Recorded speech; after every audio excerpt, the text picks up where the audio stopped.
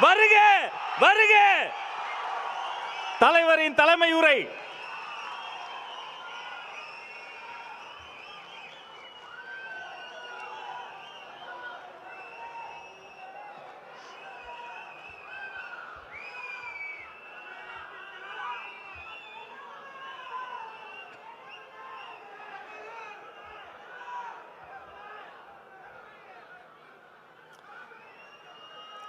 என் நெஞ்சில் குடியிருக்கும்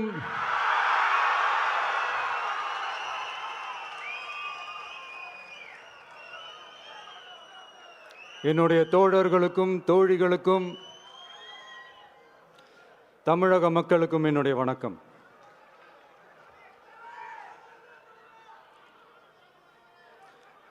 நம்ம குடும்ப உறவுகளை இழந்ததுனால சொல்ல முடியாத வேதனையிலும் வலியிலும் இவ்வளோ நாளாக இருந்தோம். அப்படிப்பட்ட அந்த சூழல்ல நம்ம சொந்தங்களின் மனம் பற்றி இருக்க வேண்டியது நம்மளுடைய கடமை. அதனால தான் அவங்களோட சேர்ந்து அமைதி காத்து வந்தோம்.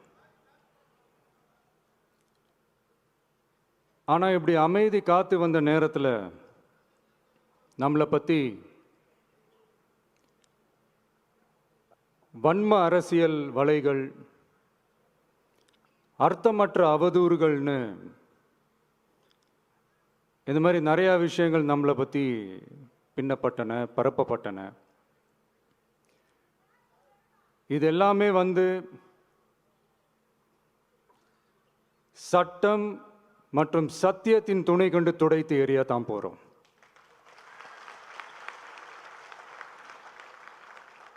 பட் அதுக்கு முன்னாடி தமிழக சட்டமன்றத்தில் நமக்கு எதிராக நிகழ்த்தப்பட்ட ஓர் உரைக்கு ஒரு நாகரிக பதிலடி கொடுக்கணும்னு நான் நினைக்கிறேன்.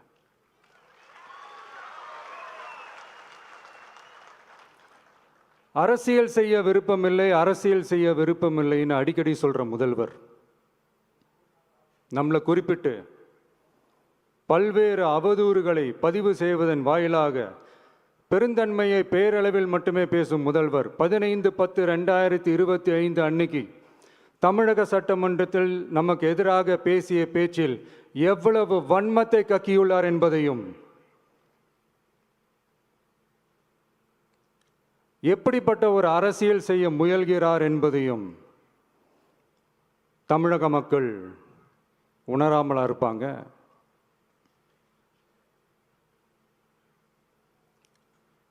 இந்த கரூரோடு சேர்ந்து 5-6 மாவட்டத்துக்கு இந்த மக்கள் சந்திப்பு நிகழ்ச்சிகள்லாம் நடத்தியிருக்கிறோம், போயிருக்கிறோம்.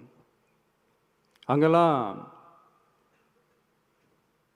இந்த லாஸ்ட் மினிட் வரைக்கும் எங்களுக்கு அந்த இடம் கொடுப்பாங்களா மாட்டாங்களா, பெர்மிஷன் தருவாங்களா மாட்டாங்களா, இப்படியே இழுத்து அடிச்சுக்கிட்டு இருப்பாங்க. தான் நாகப்பட்டினத்தில் சொன்னது மாதிரி தான். நாங்கள் ஒரு இடம் செலக்ட் பண்ணி கேட்போம், மக்கள் நல்லா ஸ்பேஷியஸாக நின்று பார்க்குற மாதிரி. பட் அவங்க அதையெல்லாம் ரிஜெக்ட் பண்ணிவிட்டு மக்கள் நெருக்கடியோடு நின்று பார்க்குற மாதிரி ஒரு இடத்த செலக்ட் பண்ணி எங்களுக்கு கொடுப்பாங்க. இது டிஃபால்ட்டாக எல்லா இடத்துலையும் இந்த ஒரு ஆர்கியூமெண்ட் நடந்துகிட்ருக்கோன்னு வைங்க.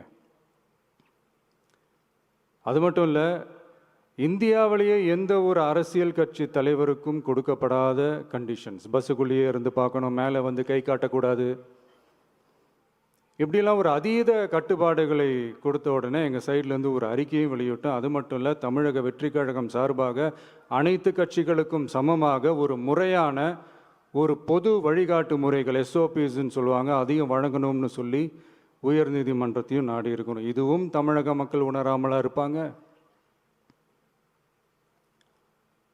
இப்படி ஒரு அரசியல் காழ்ப்புடன், நேர்மை திறனற்று நம்மளை பற்றி குற்றம் சாட்டியுள்ள குறுகிய மனம் கொண்ட முதல்வர் அவர்களுக்கு ஒரு சில கேள்விகள். உச்சநீதிமன்றத்தில், அதாவது 13/10/2025 அன்னைக்கு உச்சநீதிமன்றத்தில் நடந்த அந்த விவாதங்களை வைத்தும் அந்த உத்தரவுகளை வைத்தும் இந்த கேள்விகள்.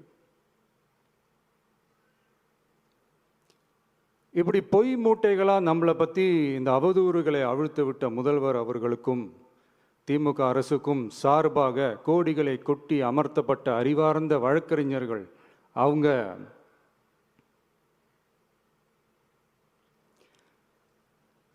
இந்த கபட நாடக திமுக அரசோட தில்லுமுல்லுகளை தாங்கி பிடிக்க இயலாமல் உச்ச நீதிமன்றத்தில் திக்கு திணறி நின்றது முதல்வர் அவர்களுக்கு மறந்துவிட்டதா? இந்த கரூர் சம்பவத்துக்கு அப்புறமே அவசரமா ஒரு தனிநபர் ஆணையம், அந்த தனிநபர் ஆணையத்தை அவமதிக்கிற மாதிரி அரசு உயர் அதிகாரிகள், காவல்துறை உயர் அதிகாரிகள் எல்லாருமே நம்மளை பற்றி ஃபுல்லாக இந்த அவதூறுகள் பரப்பி ஒரு செய்தியாளர்கள் சந்திப்பு அவசரமாக. இதெல்லாம் ஏன் நடக்குது, எதுக்காக நடக்குது அப்படின்னு ஒட்டுமொத்த தமிழக மக்களும் கேள்வி கேட்க ஆரம்பிச்சாங்க. இதுவும் தமிழக முதல்வர் மறந்துட்டாரா? அதுக்கப்புறம் அந்த தனிநபர் ஆணையத்தை தலையிலேயே கொட்டி வீட்டுக்கு அனுப்பிச்சிட்டாங்க. அது வேறு விஷயம்.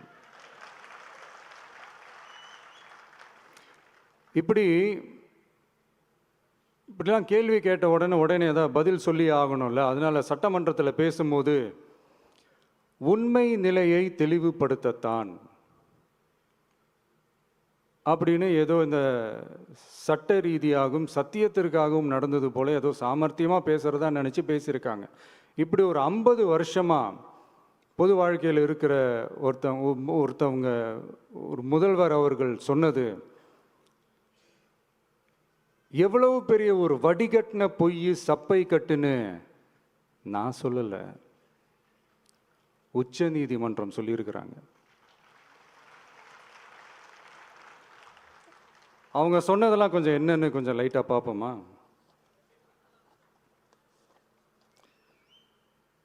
The comments which have been made before the media by the top officers of the police department may create doubt in the minds of the citizenry on impartiality and fair investigation. The faith and trust of the general public on the process of investigation must be restored in the criminal justice system. அதாவது அரசு காவல் உயர் அதிகாரிகள் ஊடகங்களிடம் பேசியது என்பது பொதுமக்களிடையே நியாயமான விசாரணை நடக்குமா என்ற சந்தேகத்தை ஏற்படுத்தக்கூடும் என்றும், நியாயமான விசாரணை மூலமே அந்த சந்தேகத்தை மீட்டெடுத்தே ஆக வேண்டும் என்றும் உச்சநீதிமன்றம் தமிழக அரசின் தலையில் ஓங்கி நறுக்கு நறுக்கு நறுக்கு என்று கொட்டியதை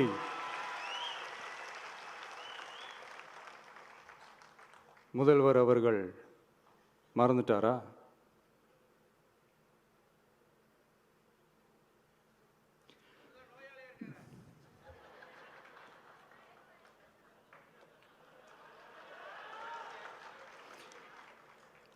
மாண்புமை சென்னை உயர்நீதிமன்றத்தின் மாண்புமிகு நீதியரசர் SIT அமைத்து உத்தரவிட்டார் அல்லவா? அந்த உத்தரவை ஏதோ சட்டத்தின் மீதும் நீதி பரிபாலனத்தின் மீதும் மரியாதை கொண்டவர்கள் போல ஒரு நாடகத்தனமான கொண்டாட்டத்தை திமுகவிற்கு ஒத்து ஊதுவோரும் நடத்தி கூத்தாடி குதூளித்தனர் அல்லவா? தாவேகாவிற்கு எதிராகவும் நமக்கு எதிராகவும் உயர்நீதிமன்ற மாண்புமிகு நீதியரசர் தீர்ப்பளித்து விட்டதாக விதந்தோதி விழா எடுத்தனர் அல்லவா? அந்த உத்தரவை குறித்து சொல்லும்போது எந்த ஆவணத்தின் அடிப்படையில் அந்த உத்தரவு அமைக்கப்பட்டது? நான் கேட்கல, உச்ச நீதிமன்றம் கேட்டிருக்கிறாங்க. The judgment is completely silent about how learned single judge arrived at such a conclusion and what material was pursued by the court என்று உச்ச நீதிமன்றம் உரத்த குரலில் கேள்வி கேட்டது. அப்போதும் கூட உச்சநீதிமன்றத்தில் திமுக அரசுக்காக வாதாடிய அறிவார்ந்த மூத்த வழக்கறிஞர்கள் பதில் சொல்ல இயலாமல் வாய் மூடி மௌனம் காத்ததை நாடே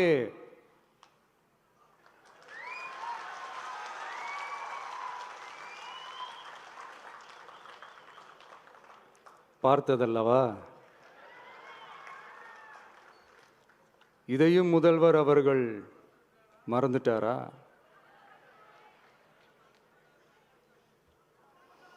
Such petition ought to be dealt with by the division bench, registering as public interest litigation in right earnest and not to be dealt with by a single bench. அதாவது பொது வழிகாட்டு முறைகளான எஸ்ஓபி அமைக்கப்பட்டு வெளியிட வேண்டும் என்ற கோரிக்கையுடன் வந்த ரிட் மனுவை நீதிபதிகள் டிவிஷன் பெஞ்ச் தான் கையாள வேண்டும், தனி நீதிபதி பெஞ்ச் கையாளக்கூடாது என்றும் உச்சநீதிமன்றம் சொன்னதல்லவா? அது மட்டுமா, கோரிக்கையே இல்லாமல் எஸ்ஐடி அமைக்கப்பட்டது எந்த வகையில் சரி என்றும் கேள்வி எழுப்பியது உச்சநீதிமன்றம். இது எல்லாமே அறியாமலோ இல்லை அறியாதது போலவோ உச்சபட்ச அதிகார மயக்கத்தில் இருந்து பேசினாரோ முதல்வர் அவர்கள்? மனிதாபிமானம், அரசியல் மாண்பு இதெல்லாம் எதுவுமே இல்லாம வெறும் பேச்சில் மட்டுமே பேசிக்கிட்டு அரசியல் ஆதாயம் தேடுற ஆட்டத்தை ஆடத் தொடங்கிவிட்டார் முதல்வர் அவர்கள்.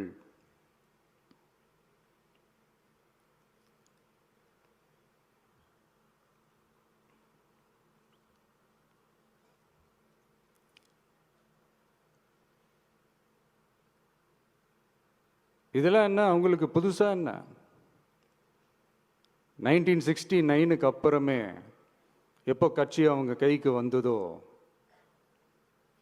இன்னும் குறிப்பாக சொல்லணும்னா 1972க்கு அப்புறம் கேள்வி கேட்க ஆளே இல்லாமல் போச்சுல்ல, அதுக்கப்புறமே இந்த திமுக தலைமை இப்படி தானே இருக்குது. இப்போ நாங்கள் கேட்டோமே இந்த சில கேள்விகள்லாம், இதெல்லாம் நான் கேட்கல, சுப்ரீம் கோர்ட் கேட்டிருக்கு. இதனால் என்ன புரிய வருது? இந்த கவர்மெண்ட் நடத்துகிற அந்த விசாரணை மேலே சந்தேகம் ஏற்படுதுன்னா அதுக்கு என்ன அர்த்தம்? உங்கள் மேலே நம்பிக்கை இல்லைன்னு அர்த்தம்.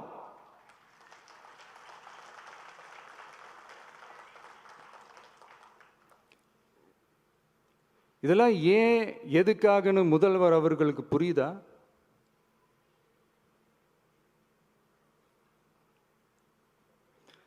சுப்ரீம் கோர்ட் சொன்னதோட மட்டும் இல்லை, நிஜத்திலும் இன்னைக்கு மக்களுக்கு இந்த கவர்மெண்ட் மேலே இருக்கிற நம்பிக்கை மொத்தமாக மண்ணுக்குள் புதைந்து விட்டது. இதுவாவது முதல்வர் அவர்களுக்கு புரியுதா? புரியலனா 2026 தேர்தலில்